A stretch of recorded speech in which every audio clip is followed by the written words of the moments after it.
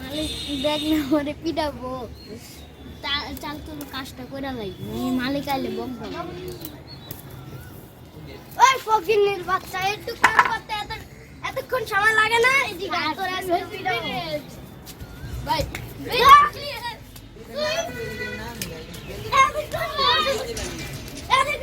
ফকিন্নির বাচ্চা, তোর আমি কয় টাকা দিয়ে কাজে রাখছি, তুই একটু কাজে রাখতে এতক্ষণ লাগে না?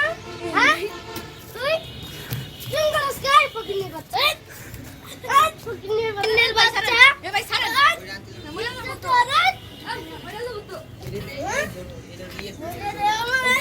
ফকিন্নির বাচ্চা, একটু কাজে রাখতে তোর এতক্ষণ সময় লাগে না? কেন? আরে একটা কাজ করতে দেই, ওই ভালো মতন করে না।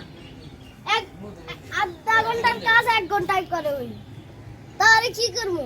আর তো আরো মারা দরকার। থাক আমি কি তোর আমার শরীর অসুস্থ, আমি আর একটু দেরি হইছে কাম করতে। যে তো আপনি মারবেন, আপনার কাছে আর করবই না। ওই তুই কি করলি? আমার কাছে আর করবই না। ধরে এই কাছে তো আজকে বিচার করবো, দেখো আয়ো দে। তুই কি করতে পারস? আমার মতন এলাকায় চেয়ারম্যান আছে না, দেখি কারে ডেকে এইটা হইছো। এত তাতে আমার কিসের জন্য ডেকে নিয়ে এসেছেন? মুদাগা মেমনে মাছ কেন মেরেছে? কেন? ওই যে আমি কাজ করতেছিলাম, মুদাগা আমার আয়া কলার ধরে কোনো ধাক্কা মারছে, আমার আইপি দিয়ে আমার হাত ধরেছে। প্রমাণ কোথায়?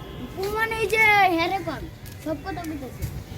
তাইলে ওই 1 ঘন্টার কাজ 2 ঘন্টা লাগাবো, তাহলে কি আমি ওরা ছাড় দিব নাকি? ওই হাজিরাও নিছে, হাজিরা নিয়ে কাম করছে, হাজিরা কখন নিলাম?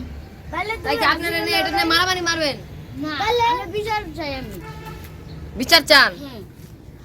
ভাই তাহলে কি হলো? যাই হোক, তো আপনার বাড়ি কাজের লোক, কাজের লোক, তাহলে কি ওরা ছাড় দিব নাকি? গরিবদেরকে ছাড় দিতে হয়। কি গরিবদেরকে ছাড় দিব? আমাকে চিনেন নাকি আপনি? হ্যাঁ